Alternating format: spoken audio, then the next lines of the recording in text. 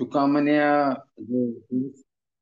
तुका म्हणे ही जी प्रवचन मालिका आहे त्यातील आज 191वे सत्र संपन्न होत आहे. आपल्या सर्व उपस्थित श्रोत्यांचे खूप खूप स्वागत आहे. नंतर माझे दीक्षा गुरु, शिक्षा गुरु तथा उपस्थितांकडून आशीर्वादी याचना करून मी हे लेक्चर सुरू करत आहे. तर तुकाराम महाराजांचा अभंग हा 224 क्रमांकचा असा आहे. मृत्यूलोकी आम्हा आवडती परी नाही एका हरिनामाविना. मृत्यूलोकी आम्हा आवडती परी नाही एका हरिनामाविना. विटले हे चित्त प्रपंचापासून वमनते मनी बैसलेसे. विटले हे चित्त प्रपंचापासून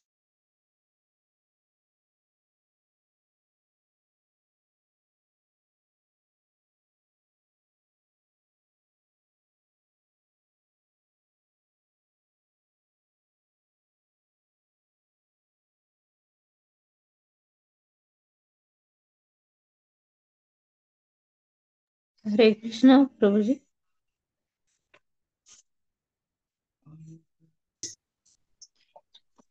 अर्थ असा आहे, या मृत्यूलोकात आम्हास हरिनामा केले इतर काहीही प्रभुजी मध्ये मध्ये ना पॉज झाला होता व्हिडिओ, अभंग ऐकायलाच नाही आला मला. आता येतोय? आता हो, येतोय आवाज? आता आता येतोय आवाज. वा. परत एकदा अभंग वाचू का? हो प्रभुजी. आजचा अभंग असा आहे. मृत्यूलोकी आम्हा आवडती परी नाही एका हरिनामाविन. विटले हे चित्त प्रपंचापासून वमनते मनी बैसलेसे. सोने रुपे आम्हा मृत्तिके समान मानिके पाषाण कडे तैसे. तुका म्हणे तैसा दिसतील नारी विसाची या परी आम्हा पुढे. अर्थ असा आहे, या मृत्यूलोकात आम्हास हरिनामा केली इतर काहीही प्रकार मार्ग आवडत नाहीत. माझे मन प्रपंचाविषयी विटले आहे. ओकारीप्रमाणे ते मनात बसले आहे. सोने रुपे आम्हाला मातीप्रमाणे आहे. तद्वत हिरे माणिकी हे आम्हा दगडाच्या खड्यासारखे वाटतात. तुकोबराय म्हणतात, सर्व जगास भिलविणाऱ्या सुंदर स्त्री आम्हास अस्वली सारख्या भयानक दिसतात. परत एकदा स्पर्थ. या मृत्यूलोकात आम्हास हरिनामा खेरीज इतर काही प्रकार मार्ग आवडत नाहीत. माझे मन प्रपंचाविषयी विटले आहे. ओकारीप्रमाणे ते मनात बसले आहे. सोने रुपे आम्हाला मातीप्रमाणे आहे. तद्वत हिरे मानके हे आम्हास दगडाच्या खड्यासारखे वाटतात. तुकोबराय म्हणतात, सर्व जगास भरविणाऱ्या सुंदर स्त्रिया आम्हास अस्वली सारख्या भयानक दिसतात. खूप सुंदर अभंग आहे. या अभंगामध्ये जगद्गुरु तुकाराम महाराज त्या भवरोगापासून मुक्तता कशी मिळवायची त्याचे मार्ग सांगत आहेत. विरक्ती, वैराग्य म्हणजे सर्व प्रपंच सोडा नाही, पण मी अनेक वेळा सांगतो बॅलन्स करत भक्ती पण करायची आणि संसार पण करायचा, पण कशात आसक्त व्हायचं नाही, अडकून राहायचं नाही कशामध्ये. नारळातील खोबऱ्याचा गोटा कसं नारळातच असतोय की नारळापासून विभक्त असतोय, त्याप्रमाणे आपलं जीवन जगलं पाहिजे आपण. आणि ह्या प्रपंचापासून अनासक्त थोडं थोडं होत जायचं, हाच या भवसागरातून बाहेर पडायचा एक मार्ग आहे. संपत्ती, भोगविलास त्या गोष्टी भगवत प्रेम प्राप्त करण्यामध्ये खूप अडथळे निर्माण करतात. तर त्याच्यासाठी आसक्ती आपली असता कामा नये. जे काय आपण मिळवू ते सर्व काही इथंच ठेवून जायचं, आपल्याबरोबर काहीही नेत नाही. आणि असा श्लोक एक श्रीमद भागवतामध्ये आहे. श्रीमद भागवतम म्हणजे ग्रंथराज म्हणतो आपण. सर्व ग्रंथामध्ये सर्वश्रेष्ठ ग्रंथ म्हणजे श्रीमद भागवतम. त्या श्रीमद भागवतम मध्ये याच आशाचा एक अत्यंत सुंदर श्लोक आहे. तो प्रथम स्कंद 2रा अध्याय 6वा श्लोक असा आहे. स वै पुसाम परो धर्मो यतो भक्ती अधोक्षजे अहैतुकी अप्रतिहता ययात्मा सुप्रसिद्धती. स वै पुंसाम परो धर्मो यतो भक्ती अधोक्षजे अहैतुकी अप्रतिहता ययात्मा सुप्रसिद्धती. याचा अर्थ असा आहे, संपूर्ण मानव जातीसाठी परम धर्म तो आहे ज्याच्याद्वारे सारी मनुष्य जाती भगवंताची प्रेमा भक्ती प्राप्त करू शकेल. एकमेव या जीवात्माचा धर्म काय आहे की भगवंताची भक्ती प्राप्त करणे. म्हणून संपूर्ण मानवजातीसाठी परमधर्म तो आहे कोणता, ज्याच्याद्वारे सारी मनुष्य जाती भगवंताची प्रेमा भक्ती प्राप्त करू शकेल. अशी भक्ती कशी असली पाहिजे, अकारण व अखंड असली पाहिजे. कुठल्या कारणासाठी भक्ती असता कामा नये आणि अखंड असली पाहिजे. तिच्यात खंड येता कामा नये, व्यत्यय येता कामा नये. ज्यामुळे, आणि हे असं केल्यामुळे काय होते, ज्यामुळे आत्मा पूर्णपणे संतुष्ट होईल. हे केल्यामुळे आत्मा पूर्णपणे संतुष्ट होतो. ही भक्ती केल्यामुळे भगवंत प्रसन्न होतात आणि भगवंत प्रसन्न झाल्यामुळे आत्मा पण प्रसन्न होतो. आणि हा श्लोक आध्यात्मिक क्षेत्रामध्ये खूप खूप प्रसिद्ध आहे. शास्त्र साधू संत आपल्याला काय सांगतात, आणि महाराज प्रभुपाद तुकाराम महाराजांच्या सारखे संत काय सांगतात, आपल्या मनुष्य जातीसाठी जो परम धर्म आहे सांगितलं आहे शास्त्रामध्ये, त्याचंच पालन केलं पाहिजे, त्याचा स्वीकार प्रत्येक मनुष्याने केला पाहिजे. तर आता या धर्माबद्दल आपण समजून घेऊया. ह्या आचार्य काय सांगतात, ह्या धर्माचे स्थूल मानाने दोन प्रकार आहेत. एक आहे पराधर्म आणि दोन आहे अपराधर्म. पराधर्म म्हणजे काय, पराधर्म म्हणजे उत्कृष्ट धर्म, जो भगवंताच्या भक्तीच्या मार्गावरती आपल्याला नेतो. त्याच्यामध्ये संसारात अडकून पडणे, एखाद्या गोष्टीमध्ये आसक्त होणे, ह्यापासून आपल्याला परावृत्त कसं व्हायचं हे धर्म हा शिकवत असतो, पराधर्म.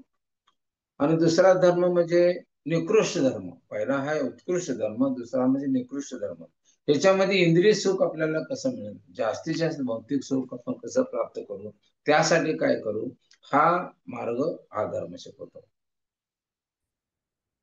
मग प्रश्न पडतो की आपण जो आता सध्या पालन करत आहे तो धर्म कोणता, पराधर्म की अपराधर्म. तर आपण जो पालन करीत आहोत तो मिश्र धर्म आहे. परा आणि अपरा दोन्ही मिश्रित अवस्था त्याची, अशा धर्माचं पालन करतो. मग प्रश्न पडतोय मिश्रित धर्माचं पालन कसं काय करतो, ते कसं काय, त्याचं स्पष्टीकरण काय. कारण हे शरीर जे आपलं आहे हे क्षणभंगुर आहे, निकृष्ट आहे, शाश्वत नाही आहे. आणि आत्मा हा शाश्वत आहे, सनातन आहे आणि तो उत्कृष्ट आहे. आणि या शरीरात राहणाऱ्या आत्मा आणि परमात्मा दोघेही एकाच शरीरामध्ये वास करतात. वास्तविक जे जीवन आहे आत्म्याचे, आत्म्याला कधी मरण नाही आहे, आत्मा कधी मृत्यू पावत नाही आहे, आत्मा सनातन आहे. म्हणून वास्तविक हे आत्म्याचं स्वरूप, आपल्या मनुष्य जीवात्म्याचं स्वरूप काय आहे, सचित आनंदमय आहे. सत म्हणजे सत्य आहे, निरंतर राहणारं सत्य आहे. चित म्हणजे चेतनायुक्त, चेतनयुक्त आहे आणि आनंदयुक्त आहे. ब्रह्मभूत अवस्था म्हणतात त्याला. आणि ह्या भौतिक तीन गुणाचे जे प्रभाव आहेत, रजोगुण, तमोगुण आणि सत्गुण, ह्या प्रभावामुळं आपण निकृष्ट मार्गाचं पालन करत आहोत, निकृष्ट मार्गावर चालत आहोत. अपराधर्माची इंद्रिय सुखाच्या धर्माच्या पालनात आपण अडकलेलो आहोत. जास्तीत जास्त आपण इंद्रिय सुख कसं घेऊ यासाठीच आपण रात्रंदिवस प्रयत्न करीत आहोत. आणि ह्या निकृष्ट जे जीवन आपण जगत आहोत ह्याचं स्वरूप कसं आहे, असत, अचित आणि अनिरानंदमय. ह्याच्यात शाश्वत तर नाहीच आहे, ज्ञानमय तर नाहीच आहे आणि आनंद पण नाही आहे. जो आपल्याला आनंद मिळतो तो तात्पुरता क्षणिक आनंद असतो. मग आपली खरी अवस्था काय आहे, खरं शास्त्रानुसार आपण काय केलं पाहिजे, तर अपराकडून निकृष्ट धर्माकडून पराधर्माकडे म्हणजे उत्कृष्ट धर्माकडे आपण जाण्याचा प्रयत्न केला पाहिजे. म्हणजे हळूहळू आपण निकृष्टतेच्या धर्माचं जे पालन करत आहोत त्याचा त्याग करत गेलं पाहिजे आणि उत्कृष्ट धर्माचं पालन करत करत भगवत प्रेम प्राप्त करायचा प्रयत्न केला पाहिजे. आता ह्या ज्या प्रकृतीमध्ये आपण राहत आहोत, ही प्रकृती जीवन कंटत आहोत ते निकृष्ट आहे. ह्या निकृष्ट प्रकृतीच्या संघात राहणे, त्याचा संग करून जे आपण हे जीव जगत आहोत ते निकृष्टच आहे. कारण निकृष्ट धर्माच्या पालनामुळं आपण, आपली चेतना निकृष्ट होणार, आपली मनस्थिती पण निकृष्टच होणार. म्हणून आपण अपराधर्माकडून पराधर्माकडे जायचा प्रयत्न केला पाहिजे. म्हणजे निकृष्ट धर्माच्या पालनाकडून उत्कृष्ट धर्माच्या पालनाकडे गेलं पाहिजे, असे सगळे साधू संत आणि शास्त्र सांगतात. तर आपण काही जण बघतो व्यवहारामध्ये, आपण काही जण म्हणत असतात की माझा धर्म म्हणजे देश सेवा आहे. काही जण म्हणतात देश सेवा करणे हाच माझा परमधर्म आहे. काही जण म्हणतात जनसेवा करणे हा माझा परमधर्म आहे, गोरगरिबांची सेवा करणे हा माझा परमधर्म आहे, असं काही जण म्हणत असतात. काही जण माझ्या पालकांची सेवा करणे हा माझा परमधर्म आहे म्हणतात. मी हिंदू आहे, मी शीख आहे, मुसलमान आहे, मी ईसाई आहे, मी अमेरिकन आहे, भारतीय आहे, असे अनेक अनेक अनेक आपापल्या मतानुसार धर्माची व्याख्या करतात. आणि ह्या धर्माचे पालन करून आपण सुद्धा, म्हणजे हे जे अनेक अनेक धर्म सांगतात हे स्थायी धर्म नाही आहेत, शाश्वत धर्म नाही आहे, हा परम धर्म नाही आहे, जीवात्म्याचा, मनुष्य जातीचा परम धर्म नाही आहे. आणि ह्या धर्माचे पालन करून आम्ही जास्तीत जास्त पुण्य प्राप्त करून घेण्याचा प्रयत्न करू. हे जे धर्म सांगितलेले आहेत ह्या धर्माचं पालन करा, गोरगरिबांच्यासाठी पानपोई काढा, गरिबांच्यासाठी अन्नधान्य वाटायच्या शाळा काढा, मोफत शिक्षण करा, हे जे आपण अनेक अनेक धर्माचं पालन करतोय, समाजामध्ये सांगितलं जातंय, त्याच्यामध्ये आपण काय करू, जास्तीत जास्त पुण्य प्राप्त करू. आणि ह्या पुण्याचा उपयोग कशासाठी होईल, स्वर्ग सुख प्राप्त करण्यासाठी, उच्च लोकांमध्ये आपल्या जन्म मिळून उच्च कोटीचं सुख प्राप्त करायचा प्रयत्न करू. पण ते सर्व काही क्षणिक आहे. तिथला आपला जो सुख प्राप्त केलेला जो पुण्यसंचय असतो संपला की परत आपण तलावर यायला लागते आणि परत आणि दुःख भोगावं लागते, जन्म मृत्यू जराव्याधी. तर ह्याचा उद्देश जो मनुष्याने, भगवंताने आपल्याला मनुष्य जन्म दिलेला आहे त्याचा उद्देश सफल होत नाही. आणि पण आपला मनुष्य जन्म जो आहे तो पुण्य प्राप्त करून सुख प्राप्त करायसाठी, भौतिक सुख प्राप्त करायसाठी हा मनुष्य जन्म नाही आहे. भगवंताने त्यासाठी आपल्याला मनुष्य जन्माला घातलेला नाही.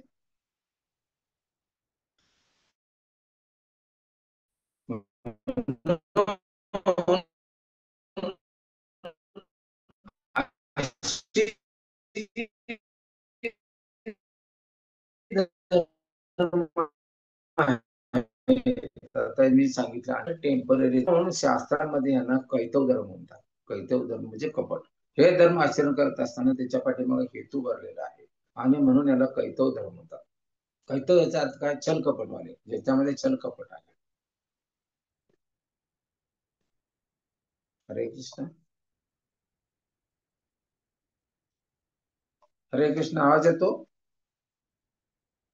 हरे कृष्ण. मध्ये कट होत होता प्रभूजी. म्हणजे मोबाईल कॉल आला होता मला, त्याच्यामुळे मी कट केला. हो. मग ही जे अशी जे अनेक अनेक जे धर्म आहेत, प्रत्येकाला आपापल्या मताप्रमाणे धर्माचं नाव दिले. आम्ही या धर्माचं पालन करू म्हणजे आपल्याला सुख प्राप्त होईल हा उद्देश असतो, किंवा जास्तीत जास्त भोगविलास प्राप्त होईल हा उद्देश असतो. हे सर्व कैतव धर्म आहेत. ह्याच्यामध्ये कैतव धर्म म्हणजे काय, कपट. वरून एक दिसतंय आणि आतून एक अर्थ निघतोय. आपण भगवंताच्या मंदिरात जातो आणि भगवंताची भक्ती करणे हा धर्म आहे, पण ते भक्ती करत असताना आपली अपेक्षा काय असते, मी आज भगवंता तुमच्यासाठी 101 रुपयाची देणगी देतो, माझ्या मुलगीला स्थळ चांगलं स्थळ येऊ दे, असं प्रत्येकात आपली अपेक्षा असते, किंवा ह्याच्यामध्ये वेगळा एक अर्थ समाविष्ट असतो या प्रत्येक धर्माच्या पालनामध्ये. तर हे असे जे धर्म आहेत ते सगळे छल कपटवाले धर्म आहेत. आणि ज्या धर्मात असा छल कपट समावलेला असतो, अशी वृत्ती वास्तविकपणे त्याच्यात समावलेली असते, त्याला धर्म म्हणायचा कसा. ज्या धर्मामध्ये भगवंताची भक्ती शिकवली जात नाही, भगवंतांच्या प्रती शरणागती शिकवली जात नाही, त्याला धर्म कसा म्हणायचा. म्हणून मग प्रश्न पडतो की धर्माची व्याख्या काय, धर्म म्हणजे काय हा प्रश्न पडतो. तर भागवतामध्ये प्रथम स्कंद 2रा अध्याय 2ऱ्या श्लोकामध्ये धर्माची व्याख्या असं करतात, धर्मम तो साक्षात भगवत प्रणितम.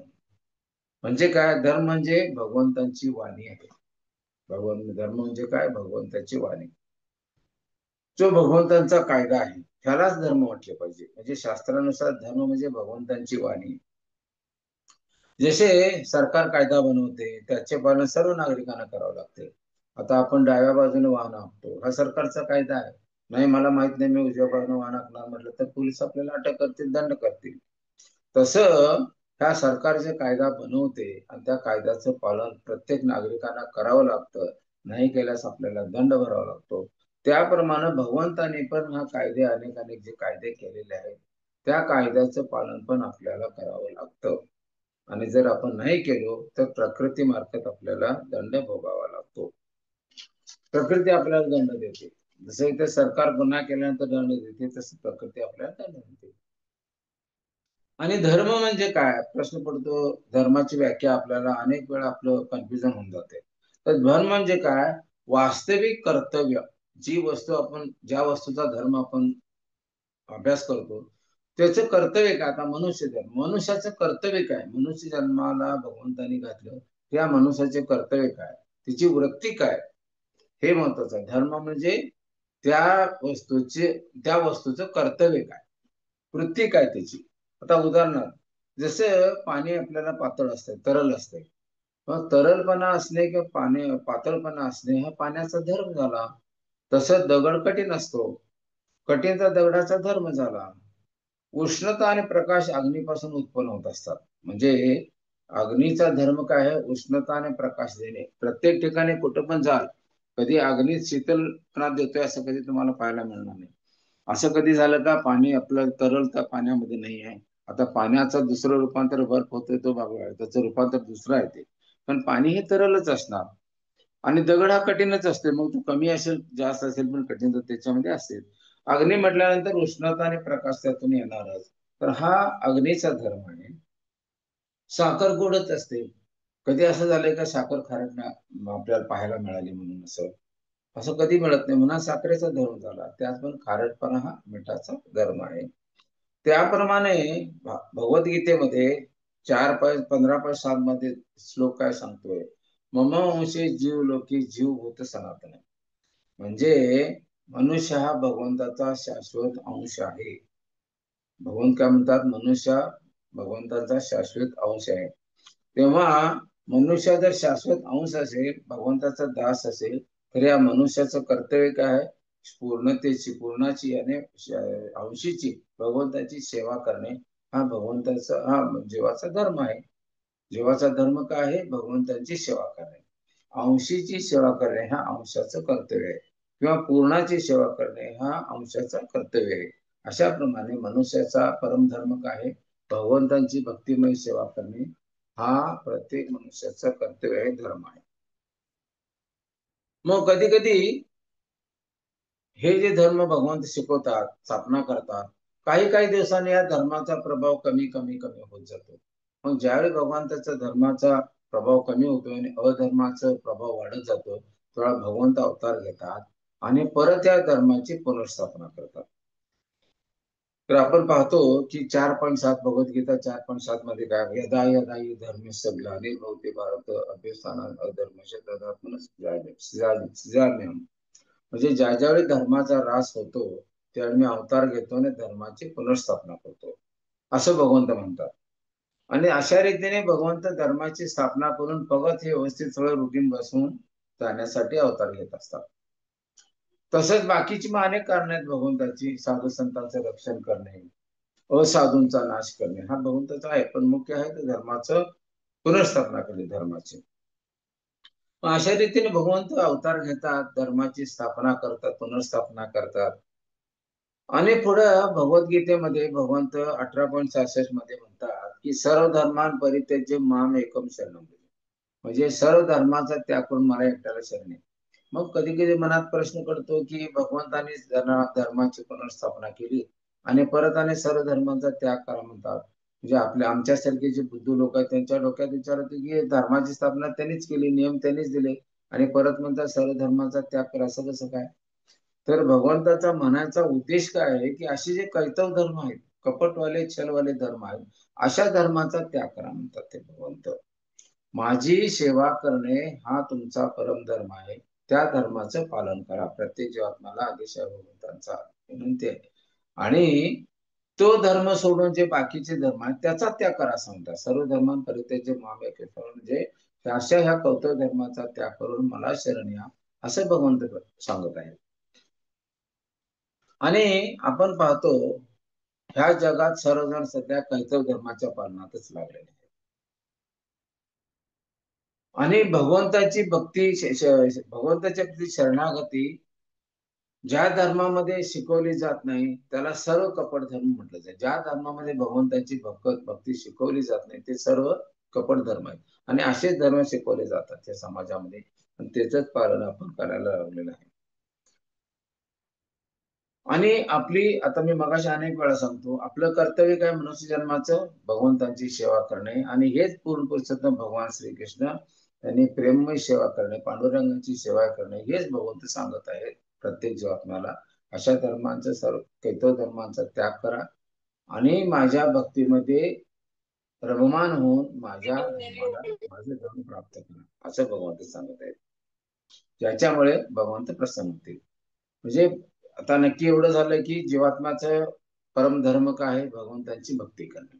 म्हणजे भगवंतांची भक्ती करून आपण भगवंतांचं प्रेम प्राप्त करू, भगवंताच्या धामात जाऊ, हा एक विषय नक्की झाला. म्हणजे परमधर्म काय आहे? भगवंतांची भक्ती करणे. आता ह्या भक्तीचे दोन विभाग पडतात. एक म्हणजे अहेतुकी, या श्लोकामध्ये काय म्हटलंय की अहेतुकी आणि अप्रतिहता, बरोबर, असे दोन शब्द वाढले. तर ह्या भक्तीमध्ये दोन तिची लक्षणं आहेत किंवा काय म्हणतात क्वालिफिकेशन्स आहेत. एक अहेतुकी आणि दुसरी अप्रत्यक्षता. तर अहेतुकी म्हणजे कोणत्याही हेतूशिवाय, कुठलाही हेतू असता कामा नये, त्याच्या मागे कुठलंही कारण असता नये, ही भक्ती करत असताना त्याच्यामध्ये कुठलंही कारण समाविष्ट होता कामा नये. हे मी भक्ती करतो, भगवंत मला हे पाहिजे, हा व्यापार त्यात नसता कामा नये. आपण भगवंतांना प्रसन्न करणे हा एकमेव उद्देश असला पाहिजे. माझा भक्तीचा उद्देश काय आहे? भगवंतांना प्रसन्नता मिळो, दुसरं काही नाही. मी तुम्हाला मागेही सांगितलं होतं, भगवंतांनी एकदा एक उदाहरण प्रस्तुत केलं. एकदा द्वारकेमध्ये असताना, हे मला वाटते कथा सांगितले तुम्हाला, परत एकदा सांगतो. तर पोटात माझ्या वेदना झालेत म्हणून गडगडगड खाली लोळायला लागले जमिनीवरती. नारद मुनी तिथंच होते. नारद मुनींना वाटले भगवंत काय करायला, ते काय याच्यातनं काय सिद्ध करायचं. नारद मुनी म्हणजे भगवंता काय झालं? माझ्या पोटात खूप दुखतंय, वेदना खूप होतात, मग काय पाहिजे, औषध काय? विचार, औषध एकच आहे की शुद्ध भक्ताच्या चरणाची रज पाहिजे, धूळ पाहिजे मला, ती आणून माझ्या मस्तकाला लावा, स्पर्श करा, म्हणजे माझं ही वेदना नाही होतील. मग नारद मुनी काय इथंच 16,108 राण्या होत्या, त्यांच्याकडे गेले आणि म्हणले भगवंतांना अशा अशा वेदना होतात आणि चरण धूळ त्यांना त्यांच्या मस्तकाला लावल्यानंतर वेदना शमणार आहेत, द्या. तर सगळ्यात 16,108 राण्या कुणीही दिले, त्या म्हणले आमची चरणधूल भगवंतांच्या शरीरावरती लावून आम्हाला कुठल्या नरकात पाठवता, म्हणजे नागमणीची आम्ही देऊ शकत नाही, हे पाप आमच्या हातनं करू शकणार नाही. अशा जवळचे जे नाते होते सर्वांनी तेच उत्तर दिलं. मग भगवंतानी नारद मुनी ब्रजमध्ये गेले, वृंदावनमध्ये, आणि गोपीला सांगितलं की असं असं भगवंतांना खूप वेदना होतात आणि त्या वेदना जर शमवायच्या असतील तर चरण दिली पाहिजे भगवंतांना, चाच मस्तकावर स्पर्श करायला. तर त्या म्हणाल्या, पाय पुढे केले आणि किती चरण दिली पाहिजे तुम्हाला, घ्या म्हणाले. मग त्याने विचार केला की ही चरणधुली लावल्यामुळे आम्हाला जरी नरकात जावं लागलं, मला अनंत कोटी जन्मापर्यंत नरकात राहायला लागलं तरी चालेल, पण ह्या चरणधुली जर भगवंतांना त्यांचा क्लेश कमी होत असेल, त्यांना आनंद मिळत असेल, सुख मिळत असेल, तर आम्ही काहीही करायला तयार आहोत. तर अशी अहेतुकी भक्ती करण्याला भगवंत जास्त महत्व देतात. अहेतुकी भक्ती म्हणजे अशी भक्ती असली पाहिजे की ज्यामध्ये भगवंतांना प्रसन्न करणे हा हेतू असला पाहिजे. भक्ती करून मला हे पाहिजे ते पाहिजे, त्याच्या पाठीमागे कारण असणे, अपेक्षा असणे, म्हणजे त्याला अहेतुकी भक्ती म्हणता येत नाही. आणि आणि तुम्हाला एक उदाहरण सांगितलं का माहित नाही, ही भक्ती करत असताना सुद्धा आपल्या अनेक अनेक तर्क वितर्क असतात. हा आपला जो कलियुगातला जीव आहे, तर्क वितर्क करण्यामध्येच अनेक वेळ आपला निघून जातो, की असं असेल तर, तसं असेल तर, अरे नुसता तुम्ही माळा जप करता, एवढ्यावरनं तुम्हाला भगवत प्रेम प्राप्त होईल की असं कसं? ते साधू संत अनेक जन्मापर्यंत तपस्या करतात, तुम्ही नुसता मंत्र म्हणता हरे कृष्ण रामकृष्ण हरी म्हणता आणि चरण भगवंत प्राप्त होतील. साधू संत शास्त्र सांगतात ना, भगवंतानी ज्याने पाठवलं इथं त्या बद्ध जीवाचा उद्धार करायला, ते उपदेश देतात, ते आपण ऐकायला पाहिजे का नाही? असं अनेक तर्क वितर्क आपण समाजात पाहायला म्हणतो. तर असे तर्क वितर्क ह्या अहेतुकी भक्तीमध्ये समाविष्टीत नाही आहे. अशा तर्क वितर्काला अहेतुकी भक्तीमध्ये कुठेही स्थान नाही आहे. आता कधी कधी आपण पाहतो की आम्हाला प्रश्न विचारला जातो की भगवंतांच्या 16,108 राण्या होत्या भगवान श्रीकृष्णाच्या द्वारकेमध्ये. तर हो, तर मग आपण द्वारकेला जाऊन आलो, तिथं 16,108 महल बांधतील एवढी जागाच नाही आहे. आणि मग हे कसं काय शास्त्रात सांगितलं, हे खरं कशावर म्हणायचं? तर शास्त्र जे साधू संत शास्त्र सांगतात त्याच्यावर आपली श्रद्धा 100% असली पाहिजे, 1000% असली पाहिजे. त्याच्यावर अविश्वास दाखवून कधीही अपराध होत होतो. तर असे प्रश्न विचारले जातात. मग त्याचं उत्तर असं आहे की त्यावेळची परिस्थिती आणि आताच्या परिस्थितीमध्ये जमीन आसमान फरक आहे. त्या त्या युगाप्रमाणे त्या युगामध्ये जी मेजरमेंट, जमिनीचं मेजरमेंट होत होतं, त्याचं जे काय म्हणतात ते माध्यम होतं, आपलं क्षेत्र मोजायचे जे परिमाण होतं ते, आणि सध्याचं ह्या कलियुगातलं परिमाण, याचे वेगवेगळे आहे. त्याच्या जमीन आसमान फरक आहे, परिमाण वेगवेगळे आहेत. सतयुग, त्रेतायुग आणि द्वापारयुग मध्ये प्रत्येक वस्तू ही 64 डायमेन्शन मध्ये, 64 डायमेन्शन मध्ये पाहिली जायची. आता आपल्याला कलियुगामध्ये जास्तीत जास्त किती डायमेन्शन मध्ये पाहतो आपण? 3D, बरोबर आहे, 3 डायमेन्शन मध्ये पाहिली जाते, त्यावेळी 64 डायमेन्शन मध्ये पाहिली जाते. तर अशी ही याच्यामुळं. आणि दुसरे म्हणजे सतयुगातला माणूस 31 फूट उंचीचा होता, त्रेतायुगातला 22 फूट होता, द्वापार युगातला 11 फूट होता, आणि आता अगदी 5.5-6 फूट. अशी अनेक परिणामाच्या फरकामध्ये, फरकामुळं हा हा फरक आपल्याला, याचं उत्तर आपल्याला समजत नाही. म्हणून हे शास्त्रानुसार आपण आचार्यांकडून समजून घेतलं पाहिजे. आणि म्हणून हा असे तर्क वितर्क करणे म्हणजे अहेतुकी भक्ती होत नाही, हा अपराध होतोय. आपल्याला समजत नसेल तर आचार्यांकडून समजून घेतलं पाहिजे. त्याचप्रमाणे कधी कधी प्रश्न विचारला जातो की गोकुळमध्ये भगवंतांच्या 9 लाख गायी होत्या नंद महाराजांच्या, त्या गायी घेऊन त्यांनी चरायला जायचे. तर ही जी वेगवेगळी भांडेरवन, तालवन, ही वेगवेगळी वन आहे, ती व्रजेपासून कुठलं 15 किलोमीटर आहे, कुठलं 20 किलोमीटर आहे, कुठलं 25 किलोमीटर आहे, कुठलं 10 किलोमीटर आहे.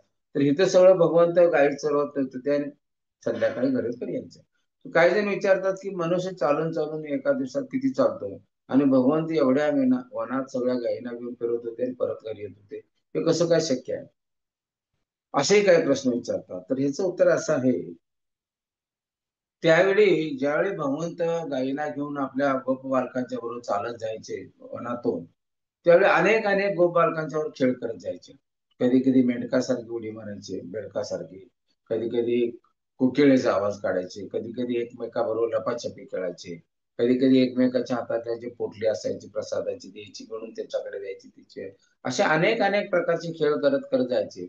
आणि हे खेळ करत असताना भगवंतांना खूप आनंद मिळायचा. आणि बलदेव जे आहे ते सेवक भगवंत आहेत, भगवंतांची सेवा करणे हा भगवंतांचं, बलदेवाचं पूर्ण बलदेवांचं मूळ कर्तव्य. त्यावेळी ज्यावेळी भगवंतांना आनंद मिळत होता, त्यावेळी बलदेव काय करायचे, भगवंतांना जास्तीत जास्त आनंद मिळू दे म्हणून हे जायचं क्षेत्र आहे ते वाढवायचे, म्हणजे ज्यांना भगवंत जास्तीत जास्त आनंदित होईल. आणि ज्यावेळी संध्याकाळी सर्व यांची दिनचर्या झाल्यानंतर परत यायचे गायींना घेऊन, तर भगवंताच्या मनात यायचे, आता आपण लवकर लवकर गेलं पाहिजे, यशोदा मातेचं दर्शन केलं पाहिजे, यशोदा मातेला भेटलं पाहिजे, नंद महाराजांना भेटलं पाहिजे, गोपमित्र जे गावात आहेत त्यांना भेटलं पाहिजे. असं ज्यावेळी मनुष्याच्या मनात, भगवंताच्या मनात इच्छा यायची, तेव्हा बलदेव काय करायचे, ते क्षेत्र कमी करायचे. तर हे आध्यात्मिक कारण आहे त्याच्या पाठीमागं. म्हणून आपण जे हे आमच्या बुद्धीद्वारे, आमची ही कलियुगाची बुद्धीद्वारे जे प्रश्न विचारतो, त्या प्रश्नाला असं शास्त्रीचा आधार घेऊन उत्तर जर घेतलं तर असे अपराध होत नाहीत, शंका कुशंकाचे निरसन होते.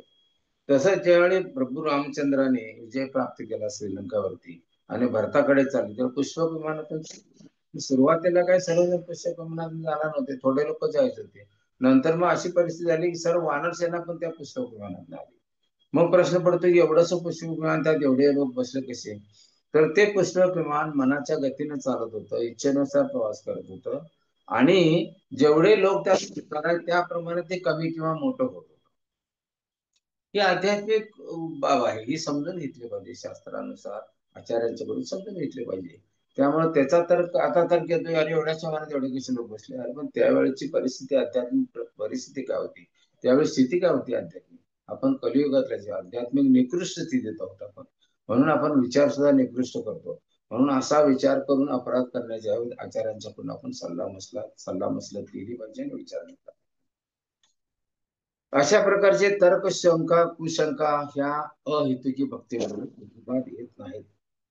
एकच मनात ठेवायचंय, भगवंत आमचे प्रभू आहेत, त्यांची सेवा करणे हे आमचं कर्तव्य आहे आणि आमचा परम धर्म आहे, आणि त्याचं आपण पालन करावे, हीच शुद्ध भक्ती आहे.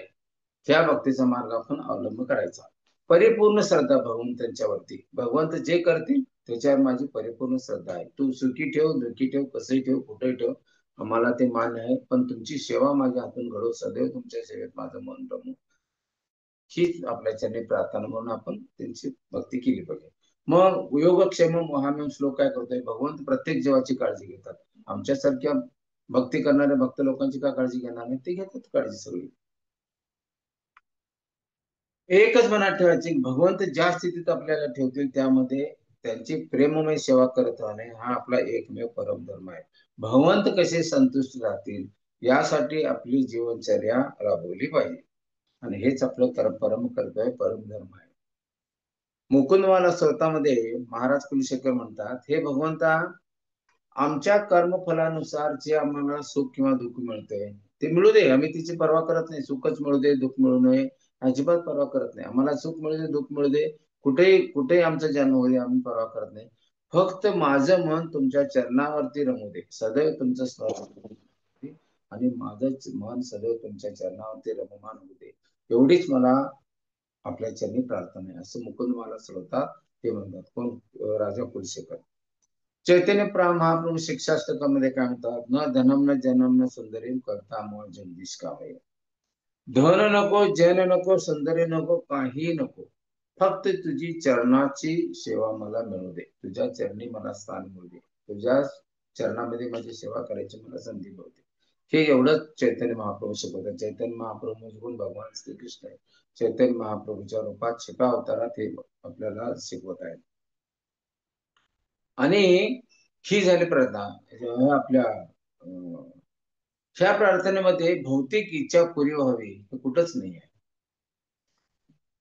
फक्त भगवंताची सेवा, पण भगवंतांना कसं प्रसन्न करता येईल हीच एक इच्छा आहे. साधू संतांचं म्हणणं काय असते, भक्तिविनोद ठाकूर काय आपल्या कवितेमध्ये भजनामध्ये म्हणतात, हे भगवंता, मला पशु कर, पक्षी कर, गटारीतला किडा कर, काही कर, कुठेही कर, पण सदैव माझं मन तुमच्यामध्ये रमू दे, माझ्या तुमच्यापासून मला भक्त करू नका. आणि असे जे शुद्ध भक्त झाला त्याच्या दारात मला पुत्र बनव, म्हणजे त्यांचा प्रसाद त्या भक्तांचा खायला मिळेल, आणि मला भगवंतांच्या बद्दल त्यांचे केलेलं कौतुक मला ऐकायला मिळेल. हे चैतन्य भक्तिविनोद ठाकूर आपल्या कवितेमध्ये लिहितात. आणि हे झालं शुद्ध संतांचं. तुकाराम महाराज पण तेच म्हणतात, मला बाकी प्रपंचाचा वीट आला म्हणतात, मला हे सोनं बेनं दगडासारखं वाटतंय, काय नको म्हणतात ते तुकाराम महाराज. आणि हे भौतिक जगतात आज काय प्रार्थना केल्या जातात, जय जय ओम जय जगदीश हरे, स्वामी जय जगदीश हरे, भक्त जनों की संकट क्षण में दूर करे. भगवंतांची आरती करतात आणि भक्तांचे संकट एक क्षणात, टाइम भगवंतांना किती देतात, एक क्षण, एक क्षणात संपू दे, ही आपली इच्छा. यात अयतुकी भक्तीत याला अशा प्रार्थनेला पुढे स्थान आहे का? अजिबात स्थान नाही.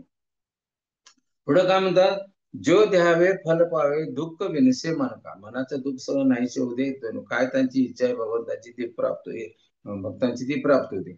सुख संपत्ती घर आवे, सुख आणि संपत्ती घरात येऊ दे, कष्ट मिटेत का, शरीराचं कष्ट मिटू दे. म्हणजे ह्यात भगवंतांना प्रसन्न करायचं कुठं काय उल्लेख झालेला आहे का? आपली प्रसन्नता, आपल्याला भौतिक सुख कसं मिळेल याच वर्णन याच्यामध्ये आहे. तर ह्याला अहेतुकी भक्ती, हेतुकी भक्ती झाली. आणि अशी भक्ती जी आहे भौतिक इच्छेने भरलेली आहे. शुद्ध भक्ती भौतिक इच्छेने प्रेरित नसते. भौतिक इच्छा शुद्ध भक्तीमध्ये कधीही नसते.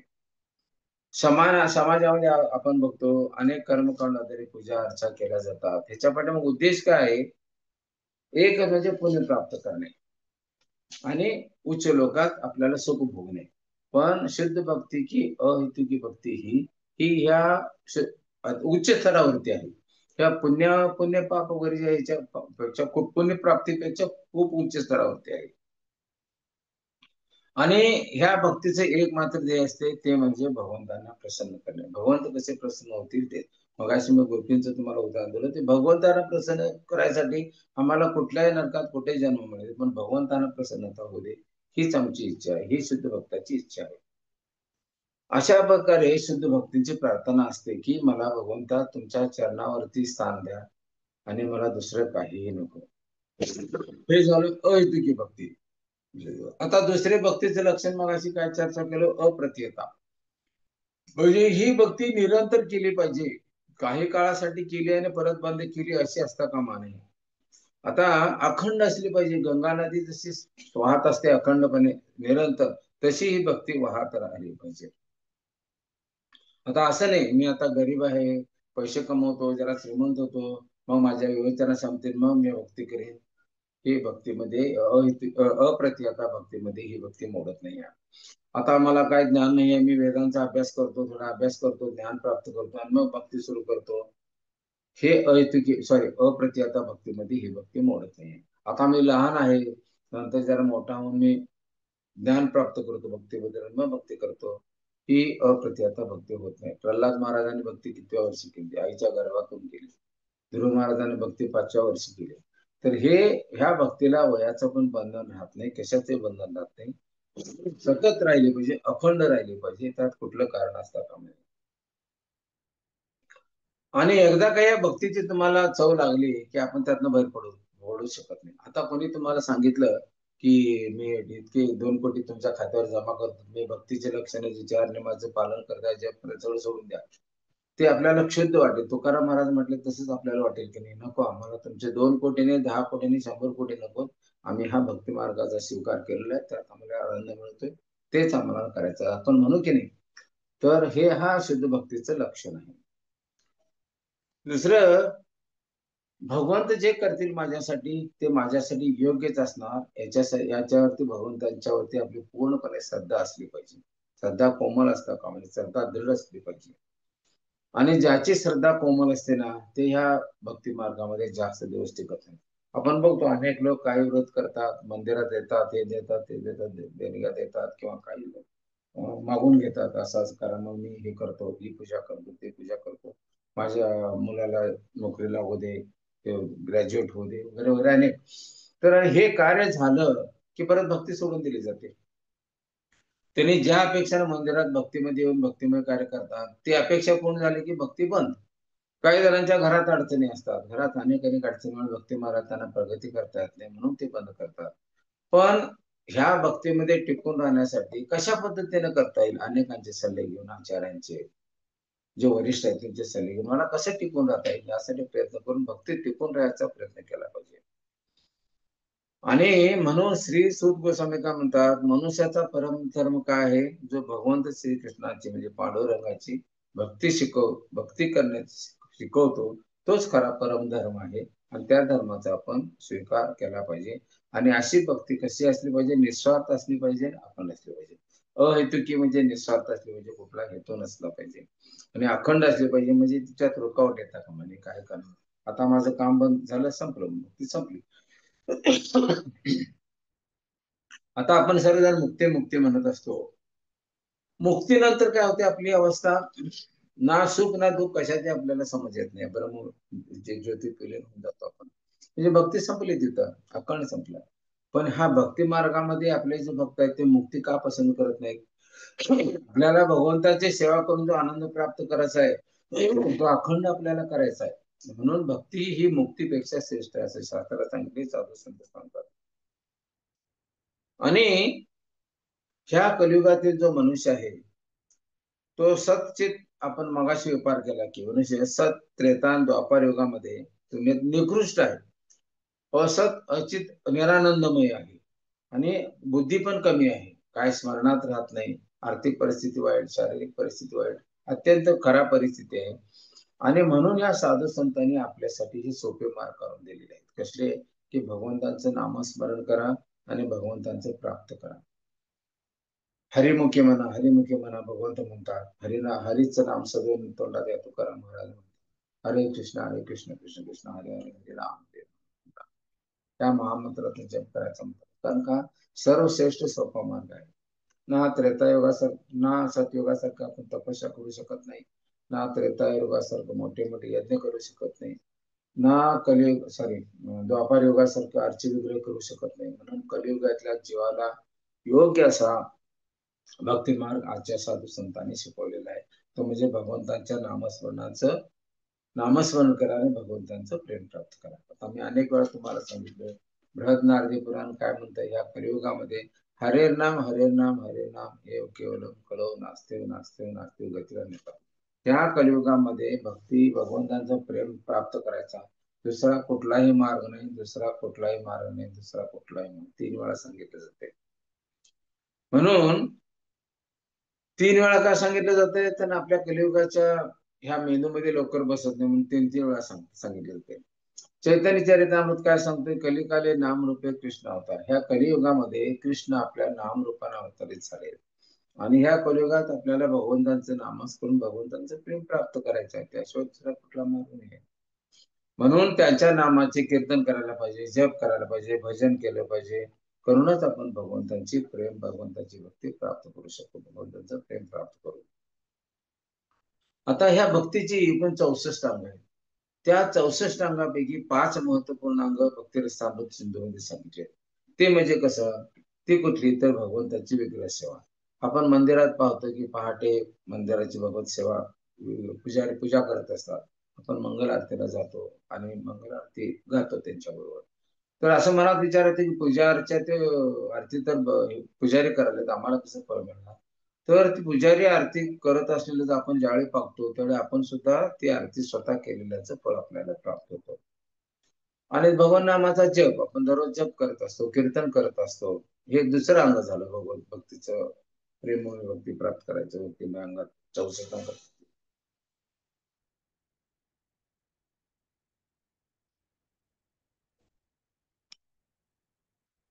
हरे कृष्ण. मध्ये कॉल आला होता त्यामुळे थोडा डिस्कंटिन्यू झाला असेल. हरिबोल. हरिबोल, आवाज येतो? हो, येतोय प्रभूजी.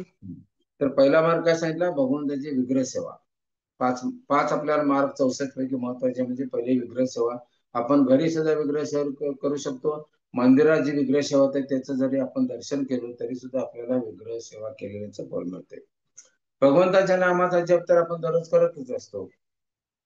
नंतर भगवंताचे नित्य भागवतम श्रवण करायचं. एक तर मंदिरात जाऊन श्रवण करा, अन्यथा घरात भागवतम असते त्या भागवतमचं श्रवण करा किंवा वाचन पठण करा. ते श्रवणात झालं तर अशा पद्धतीने एक तर लेक्चर आपण ऐकू शकतो किंवा घरात भागवतम सेट असेल त्यातलं आहे भाग आपण दररोज एखादा श्लोक जरी वाचला तरी नित्य भागवतमचं श्रवण झालं. नंतर भक्तांचा संघ, तर मंदिरात जातो आपण, भक्तांचा संघ असतोच तिथं, भक्तांचा संघ मिळतोच आपल्याला. आणि धामवास म्हणजे भगवंतांचं मंदिर म्हणजे धाम आहे, भगवंतांचं धाम आहे. त्यामुळे ज्यावेळी आपण मंदिरात जातो त्यावेळी आपण धामात वास करत असतो. म्हणजे ही भक्तीमधली जी 5 महत्वपूर्ण अंग आहेत, एक म्हणजे भगवंताची विग्रह सेवा करणे, दुसरं म्हणजे भगवंताच्या नामाचं कीर्तन करणे, स्मरण करणे, जप करणे, तिसरं म्हणजे भागवतांचं नित्य श्रवण करणे, पठण करणे, चौथं भगवंतांचा भक्तांचा संग करणे आणि तिसरं म्हणजे पाचवं म्हणजे धामवास. ही 5 भक्तिमय अंग जर आपण दररोज केली तर ऑटोमॅटिक आपण भगवंताचं प्रेम प्राप्त करू शकू. कुठं अवघड आहे, आपण प्रपंच करत करत सुद्धा ह्या 5 गोष्टी आपण आरामात करू शकतो, कुठेही प्रॉब्लेम नाही आहे. आणि ह्या 5 मार्गाचं जर आपण अंगीकरण केलं तर आपण भगवत प्रेम नक्की 100% प्राप्त करू. हे सर्व तुकाराम महाराज सारखे संत, प्रभुपादांसारखे साधू संत आपल्याला बार बार सांगत असतात, त्याचं पालन केलं पाहिजे. तसं इथं कुठं क्लिष्ट आहे, अष्टांग योग मध्ये तपस्या कसे करतात हे नागा साधू बघताय तुम्ही, असं काय आपल्याला करायची गरज आहे काय? पुरत कली करून महिना महिना उपवास करा, शरीराचा छळ करा, कुठं आहे? भगवंताला प्रसाद अर्पण करतो तो प्रसाद तुम्ही भरपूर खा, काही प्रॉब्लेम नाही. कीर्तन करा, संकीर्तन, कुठलंही बंधन नाही आहे. ह्या 5 गोष्टी आपण केलो आणि 4 नियमाचं पालन, भगवंतांना जे भक्ती मार्गासाठी जे 4 नियमांचं पालन आहे, मांसाहार, वर्ज्य, विचारवर्ज्य इत्यादी, नशापान इत्यादी याचं पालन करायचं. म्हणजे हे क्लिष्ट अशा भक्ती मार्गाचा अवलंब करायची पण गरज नाही आहे. त्या शरीराचा छळवाद पण करायची गरज नाही आहे. आरामपणे आपण भगवंताची भक्ती करू शकतो, संसार पण करू शकतो. असत न होता संसार करायचा, भगवंताच्या भक्तीमध्ये असत होत राहायचं. आणि ह्या 5 मार्गाचा अवलंब केला तर आपण भगवंत प्राप्त करू, भगवंत प्रेम प्राप्त करू आणि शाश्वत आनंद प्राप्त करू भगवंताच्या धामामध्ये. ह्यासाठी आपला मनुष्य जन्म आहे. ठीक आहे, हरे कृष्णा. वेळ संपलेली आहे. आता कुणाला काही प्रश्न शंका असतील तर आपण विचारू शकता.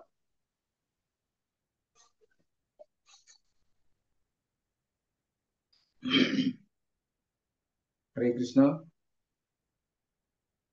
आहेत ना सर्वजण? हो प्रभूजी, आहोत. कोणाला प्रश्न एक असेल तर विचारा. एक, एक, एक माझा अनुभव सांगतो. आम्ही महाराजांची यात्रेत गेलो होतो. 18 तारखेला गेलो आम्ही आणि 27 यात्रा होती. 26 तारखेपर्यंत 27 तारीख तिथून आम्ही जयपूरला गेलो. यापूर्वी 8-7-8 वर्षापूर्वी मी जयपूरला गेलो होतो. आणि तिथले जे अनुभव मी मंदिरातले माझ्या कौन्सिलरने सांगितलं होतं आणि आज पण सांगतो. हे गुजरात राजस्थानी लोक, मारवाडी लोक आणि गुजरात लोक यांनी भक्ती किती गंभीरपणे करतात हे आपण समजून घेणं खूप गरजेचं आहे. आम्ही त्या दिशेनं खूप मागं आहोत.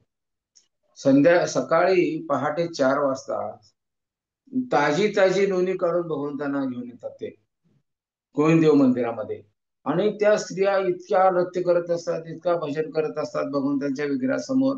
कोण बघतायत, कोण काय करतात, कुणाकडे लक्ष नसते. डोळे झाकून भगवंतांची प्रार्थना करतात, आरत्या म्हणत असतात, भजन म्हणत असतात. ते बघितल्यानंतर आम्हाला लाज वाटते की आम्ही कुठल्या स्थितीत आहोत. मागच्या वेळी मी आल्यानंतर आमच्या कौन्सिलरने हा सांगितलं होतं की भक्तीचा जो स्तर आहे त्या लोकांचा किती उच्च आहे. तिथला प्रत्येक व्यापारी प्रत्येक अगोदर सकाळी गोविंद देवाचं दर्शन घेतो आणि मग कामावरती जातो. प्रत्येक स्त्रिया 4 वाजता ताजं लोणी काढून आणायचं म्हणजे त्यांना उठायला कधी लागत असेल बघा. म्हणजे आम्ही अगोदर कम्फर्ट झोन मध्ये राहून सगळं हे करतो, पण ते लोक कम्फर्ट झोनचा विचार सुद्धा करत नाहीत. इतकी गर्दी 4 वाजता असते की सगळ्या आणि जास्तीत जास्त स्त्रियांची संख्या जास्त. आणि ताजं लोणी आणून भगवंताच्या पुढे जाऊन ते ऑफर करून प्रेमाने नाचत असतात, गात असतात. अनेक शेकडो शेकडो हजारो स्त्रिया. म्हणजे हा भक्तीचा स्तर आहे तिथला. तर बघून मी मागच्या वेळी पण ते सांगितलं आणि आताच पण ते सांगतो की मला माझी लाज वाटते की हे लोक किती उच्च कोटीची भक्ती करतात. म्हणजे हा त्यांचा शेवटचा जन्म असावा या याच्यातला पृथ्वी लोकातला. तर अशा प्रमाणे भक्तीमध्ये आपण जसं जास्तीत जास्त असं का सांगतो आणि का बघतो आपण, म्हणजे आपल्यामध्ये पण सुधारणा होईल. कधी आपण गोविंददेवला गेलात जयपूरला तर तिथं बघा भक्तीचा स्तर किती उच्च कोटीचा आहे. तर आता आपल्या ह्याच्यामध्ये आळंदीमध्ये ह्याला आळंदीला जातो, पंढरपूरला जातो, दिंडीमध्ये दिंडीचे लोक किती भक्तीमध्ये रममान होतात. ज्यावेळी जातात त्यावेळी घराचं त्यांना काही सुदबुद असते काय, माझ्या घरात काय चाललं असेल, माझ्या शेतात काय चाललं असेल, माझा व्यापार कसा, काहीही नाही. फक्त भगवंताच्या नामामध्ये इतके तल्लीन जातात. सतत जवळचं उदाहरण आहे दिंडीमधले लोक कसे भक्ती करतात. तर असं प्रत्येकाने भक्ती भगवंतांच्यासाठी केली पाहिजे. दिंडीतला तो जो कालावधी असतो तो संपूर्ण संसारापासून विरक्त झालेले असतात. ते पूर्ण भगवंतांच्या वरती अवलंबून आणि पूर्ण भगवंतांच्या नामामध्ये रममान, स्त्रिया असू देत, पुरुष असू देत. आणि असं भक्तीचा सर ज्यावेळी आपण गाठू त्यावेळी भगवंत आपल्याकडे लक्ष देतील. भगवंतांची सेवा आपण असं करायची की भगवंत आपल्याकडे आकर्षित होते. आपली सेवा बघून भगवंत आकर्षित होतात. नाहीतर उगाच सावता माळाच काय भगवंत पाणी पाजायला गेलते. गोरा कुंभार आपल्या बाळाला चिखलात तुडवत होता, त्याला वाचवले. भगवंत दोघीच करतात तसं. जनाबाईच्या जात्यावरती जाऊन दळण दळत होते बाबा, दोघीच करतात. कारण त्या सेवेला इतकं महत्व भगवंत देतात. तुकाराम महाराजांचे ग्रंथ पाण्यात बुडवले त्यांनी, पण ते भगवंताने इंद्रायणीला सांगून काढून दिले ना. आणि तुकाराम महाराजांची तब्येत बरी तर स्वतःचा गरुड त्यांना पाठवला होता ये म्हणून. हे भगवंत का करतात तसं. ध्रुव महाराज 5 वर्षात भगवंतांना 6 महिने तपस्या केली आणि भगवंत समोर येऊन थांबले. म्हणजे भगवंत भक्तीचा स्तर काय असेल. आपण त्या स्तरापर्यंत पोहोचणं ह्यासाठी अनेक जन्म लागू शकते. पण आपण प्रयत्न तर केला पाहिजे. पण असं नाही आहे की अनेक जन्म लागू शकतील. आपण असं गंभीरतेने केलं तर आपण सुद्धा भगवंतांचं प्रेम प्राप्त करू शकू. का नाही करणार. पण तेवढी श्रद्धा दृढ असली पाहिजे. आपला प्रयत्न केला. ठीक आहे. हरे कृष्ण. खूप कुणाला खूप काय प्रश्न धन्यवाद असेल प्रभूजी. खूप छान तुम्ही शेअर केलंय भक्तीचं स्तर. आणि खरंच लज्जास्पद आहे प्रभूजी, आमच्या सारख्यांना तर खूपच. जसं तुम्ही म्हणता आपण कम्फर्ट झोन मध्ये राहून. तुम्ही परवा आम्ही जेव्हा राधानाथ महाराजांच्या यात्रेत गेलो होतो जवळजवळ 12,000 ते 13,000 लोक रजिस्टर्ड लोक होते. आणि अनरजिस्टर्ड वरती असते लेक्चरला येणारे. तर 7 दिवस महाराज 3-3 तास लेक्चर द्यायचे. 3 तास लेक्चर, त्यानंतर अर्धा तास कीर्तन. आणि त्यानंतर मग दीप ओवाळून आम्ही घरी जायला. कोण 5 किलोमीटर राहत होता, कोण 10 किलोमीटर राहत होता. काही ना रिक्षा मिळत नव्हत्या, चालत जात होते. पण कधी कम्फर्टचा विचार केला नाही त्यांनी. महाराजांच्या संघासाठी आलो, भक्तीसाठी आलो, तरी सगळ्यांनी तो त्रास सहन केला. आणि विशेष म्हणजे 26 तारखेला यात्रा संपली. वातावरण पावसाळी होतं पण पावसाचा एक थेंब सुद्धा नव्हता. आणि 27 तारखेला सकाळी पाऊस सुरू झाला. सगळेजण हो. म्हणाले की कुणाची कृपा, हे भगवंतांची कृपा, गोवर्धनची कृपा आणि गुरु महाराजांची कृपा. म्हणून हे आपल्यावर कशी कृपा करत असतात हे आपल्याला कधी कधी समजत नाही. आपण नेहमीच्या ओघामध्ये वाहून जातो. 27 तारखेला असा पाऊस झाला की तिथे चिखलच चिखल झाला. आणि एक दिवस जर अगोदर पाऊस झाला असता त्या 13,000 लोक कुठं बसले असते आणि काय झालं असतं. हो म्हणजे प्रभू. अशी भगवंत आपल्याला संरक्षण करत असतात. आपल्या दैनंदिन जीवनात सुद्धा आपल्यावर अनेक अडचणी येत असतात, पण भगवंत त्याला शमवतात का? भक्तांचं रक्षण करणे हे त्यांचा धर्म आहे. सुहृद आहेत भक्त आपल्या तिथे, भगवंतांची मुलं आहेत, त्यांचं पालन पोषण ते करतात. पण आपण तेवढी गंभीरतेने भक्ती करतो का, हे आपलं आपण परीक्षण करायचं. आणि आपलं मन काय करते, माझे विचार कसे आहेत, हे माझ्याशिवाय दुसरा कोण जाणत नाही. कोणाच्या बाह्य स्थितीवरून आम्ही किती भक्तिमय याच्यात प्रगत आहे किंवा याची मनस्थिती आम्ही समजू शकत नाही. आम्ही आमच्या मनाला विचारायचा प्रश्न की भगवंत माझ्यावर प्रसन्न होऊन माझ्यासाठी करतील एवढी गंभीरतेने मी भक्ती करत आहे का? आपल्या मनाचं उत्तर आपण ऐकायचं आणि त्याप्रमाणे आपण प्रगती केली पाहिजे. आपलं मन जर साफ करायचं असेल, हे आपलं अंतःकरण म्हणजे गटारेसारखं आहे, घाण सगळे आत तितकी भरलेली आहे, तिची दुर्गंधी घेऊन घेऊन आपल्याला सवय झाल्या, त्यामुळे ती वाटत नाही. आणि ही दुर्गंधी गटर आपली मनाची अनेक विकार बसले, ते काढायचे असतील तर दुसरे कोण काढणार नाहीत, आपणच काढायला पाहिजे. पण 4 नोकर लावून, मजूर लावून हे गटर साफ करूया अजिबात नाहीये. आपली गटार आपणच साफ केली पाहिजे. आणि ती साफ करायचं एकमेव उत्तर म्हणजे हरिनाम. भगवंताचं नामस्मरण कसं कसं आपण गंभीरतेने करू, तसं तसं आपलं हे अंतःकरण साफ होत जाते. सगळे विचार विकार असतात ते नाहीसे होतात. आणि षडरिपू जे असतात ते शांत होतात, नष्ट होतात, शांत होतात. त्यासाठी आपण प्रयत्न केले पाहिजे. आणि मनुष्य जन्म त्यासाठी आहे. हे भोगविलास क्षणी काही डुकर मांजरे पण भोगविलास करतात. हे तुमचं इंद्रिय सुख आहे, डुकर मांजरे पण करतातच ना, आमच्यापेक्षा काय त्याच्यात वेगळा आहे. पण त्याच्यापेक्षा मनुष्य जन्म हा वेगळ्या उद्देशासाठी भगवंताने दिला. त्याचं जर आपण पालन केलं नाही तर पुढच्या जन्मी डुकर मांजरच होणार आपण. मग आपण ठरवायचं आहे पुढच्या जन्मी आम्हाला क्रिमी कीटक डुकर मांजर व्हायचा आहे की भगवत धामाच्या सेवेत जायचं आहे, हे आपण विचार करायचा. आणि किती गंभीर व्हायचं ते विचार करायचा. आता माझं वय 76 वर्ष आहे, तर मी शेवटच्या पडावावर आहे. मला किती गंभीरतेने केलं पाहिजे, हाच माझा सहनमत असतो. कधी पण माझं आयुष्य संपू शकते, मला जास्तीत जास्त गंभीरतेने भक्ती केली पाहिजे, हा मी विचार केला पाहिजे आणि केलं पाहिजे. कम्फर्ट झोन मध्ये राहून करायचं म्हटल्यानंतर भगवान प्रेम कधी प्राप्त होणार नाही. कम्फर्ट झोन म्हणजे बाहेर आलं पाहिजे. आणि कम्फर्ट झोनच्या बाहेर मध्ये भक्ती मिळाली, ज्यावेळी रममान होईल, तो भक्तीचा खरा आनंद ज्यावेळी आपल्याला मिळायला लागेल, त्यावेळी भौतिक सुख तुच्छ वाटायला लागेल, अगदी तुच्छ वाटायला. ठीक आहे. हरे कृष्ण. हो प्रभूजी. आणि मी खूप खूप धन्यवाद. आणि मी एक हे पण नोटीस केलं यात्रेमध्ये प्रभूजी, हम्म. की महाराज 3 तास जे लेक्चर देत होते कीर्तन, आणि 3 तास हो. लेक्चर, हो. तर एका जागेवर एकदम शांत चित्त स्थिर बसून महाराज लेक्चर अजिबात देत हलत होते. नव्हते कधी, अजिबात हलत नव्हते. हो. आणि हा तर माझ्यासारखे प्रभूजी. महाराजांचं वय 76 वर्ष आहे, तब्येत ठीक हो. नसते, तरी ते कुणासाठी करतात? ते आमच्या कल्याणासाठी करतात. हो. हो. आणि माझ्यासारखे तरुण हा प्रभूजी, बोला. माझ्यासारखे तरुण इकडे पाय हलव तिकडे पाय हलव, आणि म्हणजे लज्जास्पद होतं प्रभूजी, खरंच सांगते. हो, रजवारी महाराज वाटते ती. हो. महाराज मी तर या अवस्थेत पण इतके स्थिर आणि इतकं छान फोकस होते एकदम प्रभूजी. आणि अरे. शास्त्र सोडून आणि आम्हाला भगवद्धामात नेण्यासाठी जे उपयुक्त आहेत तेच फक्त उपदेश देतात. बाकी कुठे उपदेश देतात? तुकाराम महाराजांच्या अभंगात कुठे इकडचं तिकडचं जरा तरी सांगतात काय? भगवत प्रेम प्राप्त करायचं ते कशासाठी ते ते देत असतात. आता मी ते सांगितलं ना गोविंद देवांच्या मंदिरातलं, ती बघितल्यानंतर खरंच आम्हाला लाज वाटते. मी 7-8 वर्षापूर्वी गेलो त्यावेळी आल्यानंतर काउन्सिल मिटिंगला पहिल्यांदा हे सांगितलं तुम्ही की मला त्याची आमची लाज वाटते. त्या लोक किती भक्ती गंभीरतेनं करतात, त्या मानणं आपण करत नाही. आणि त्या दिशेनं करायसाठी आटोकाट प्रयत्न आपण केला पाहिजेच. अन्यथा नाही, मग पुढच्या जन्मी यात गल्लीतलं कुठलं तरी कुत्रबाजार होऊन फिरणार आपण. ठीक आहे. कुणाला काही शंका विचारायची असेल तर विचारा कोणाला प्लीज. काही प्रश्न असेल तर विचारू शकता.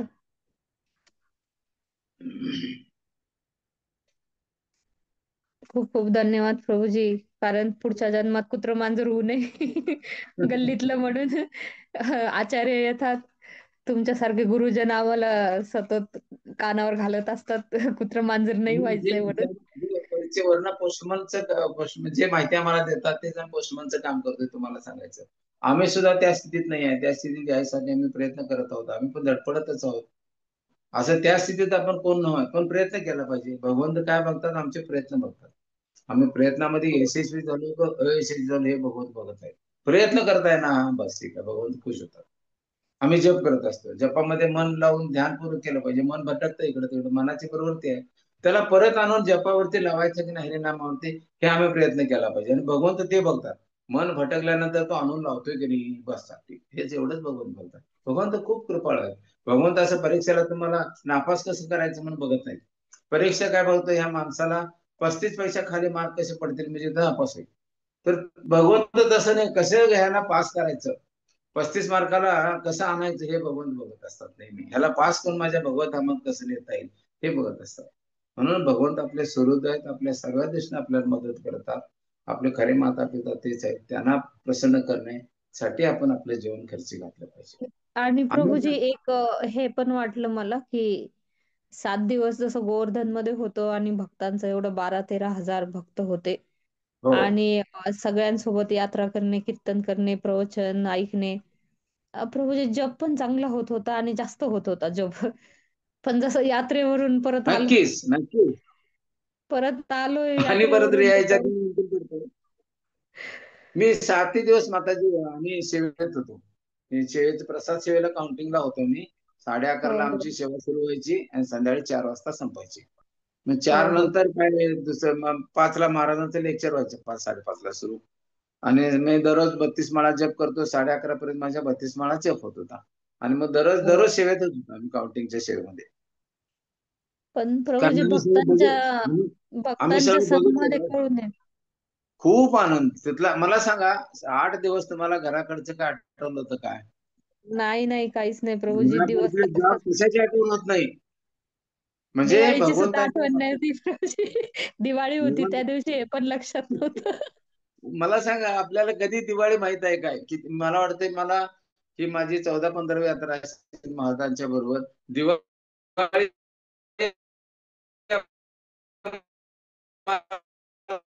काय सण पण माहित नाही आणि काय पण माहित नाही. आणि मला सांगा, तिथे गेला कुठलं काही काय? काही माहित नसतं तिथं. इतकं हो, आपण हो. रममान होऊन जातो भक्ती संघामध्ये. आणि हा खरा हो, आनंद आहे. हो, हा प्रभूजी. आनंद भक्तांचा कायमचा संग टिकला खूप पाहिजे, त्यासाठी महत्वाचा आहे. प्रयत्न केला. हो, खूप. म्हणून म्हणून काय होतंय, वर्षभर हो, आपण अशा प्रभूजी. इथल्या वातावरणात राहतोय.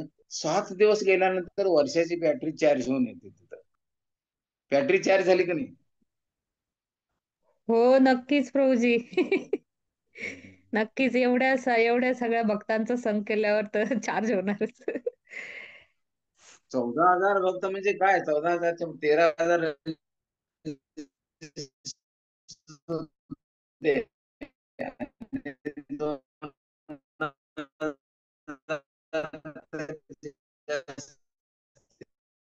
असणार म्हणजे जवळजवळ 15 12:30ला प्रसाद रेडी. आणि 8-8 आयटम तुपातले. हो, हो. अद्भुत, कोण अद्भुत एवढी होतं सेवा प्रभूजी. करते हो? हे गुरु म्हणतो. अद्भुत होतं. खरंच. हा, अद्भुत होतं प्रभूजी अद्भुत होत, सगळं अद्भुत होत. एवढं. आपण मला सांगा, घरात प्रसाद कंट्रोल करणं, घरामध्ये घरी काय? एवढे 12-12 10-10 आयटम आपण बनवतो का? नाही, नाही प्रभूजी. आणि ते सुद्धा एवढे टेस्टी प्रभूजी, आणि असं नाही की एक पण पदार्थामध्ये टेस्ट काही कमी होणार. नाही नाही, उगीचच तुपातले, गाईच्या तुपातले सगळे, गाईच्या तुपातले सगळे. म्हणून हो, आम्ही वाट हो बघत प्रभूजी. असतो, यात्रा कधी डिक्लेअर होते. मग ती कुठं पण असू दे. अनेक असुविधा झाल्या तरी काय प्रॉब्लेम नाही. आता आमच्या हॉटेलमध्ये पाणी मिळत नव्हतं, ते आणून देणार. नंतर गरम पाणी मिळत नव्हतं, ते तापून आणून एक बादली देणार. अगोदर सगळं सांगितलं होतं, इथं सगळं आहे सुविधा म्हणून. नंतर गेल्यानंतर ते भक्त काय विचार करतोय, जाऊ दे, कसं काय सुविधा, आम्ही कम्फर्ट झोन मध्ये राहून भक्ती होत नाही. म्हणून हां, आम्हाला हां. महाराजांचं लेक्चर आणि भक्तांची सेवा करायला मिळते बस. प्रभूजी आणि बरेचसे डिव्होटीज तर पंडालमध्येच, दुपारी तर पंडालमध्येच झोपून जात होते. रूमवर पण कोणी जात नव्हते. आम्ही काय करत होतो, पंडालमध्ये हो, झोपत होतो.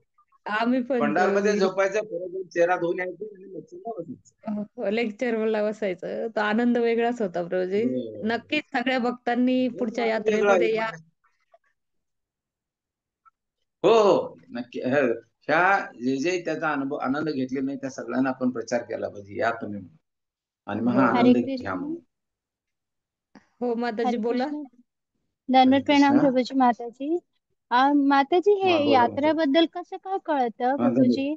म्हणजे तुम्ही आता जे बोलताय ना, तुम्ही यात्रेला गेले होते, ते कुठे कळतं की यात्रा होणार आहे असं?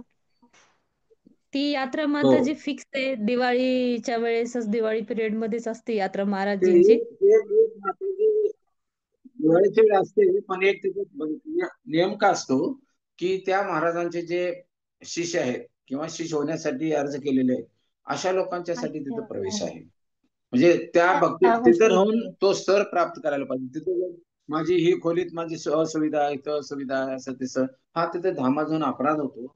म्हणून जे शिष्य आहेत आणि शिष्य होण्याच्या मार्गावर आहेत, अशा लोकांना प्रवेश असतो. आणि हे जे अच्छा अच्छा, 13,000 म्हणजे लोक आमचे ते गुरु सगळं महाराज, राधांचं.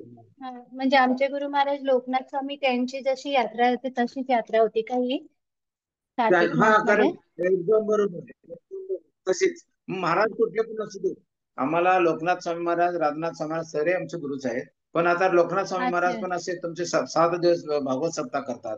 तुम्ही त्या हो. 7 दिवस भागवत सप्ताह त्या काळामध्ये सर्व जग विसरता की नाही? अर्थात. आता हो हो. महाराजांचा डिसेंबर मध्ये मला वाटतं 3 ते 7 डिसेंबर वृंदावनला प्रोग्राम आहे. अशा वेळी सर्व जग विसरून जात आहे. म्हणून अशांचा संघ केला पाहिजे आणि तोच आपला उद्देश असला पाहिजे की गुरु महाराजाने भगवंतांना प्रसन्न करणे. येस प्रभूजी. महाराजांमध्ये सगळे महाराज आमचे गुरु महाराजच आहेत. हे महाराज महाराज काही नाही, सगळे महाराज एकच आहेत. सगळे महाराज तेच शिकवतात आणि ते भगवंतांचे प्रतिनिधी आहेत. ठीक आहे, हो थांबूया प्रभूजी, आपण इथं. थँक्यू. हो, थांबूयात प्रभूजी हरे आपण. कृष्णा. वेळ झाली. धन्यवाद सर्वांचे. हरे कृष्ण. धन्यवाद.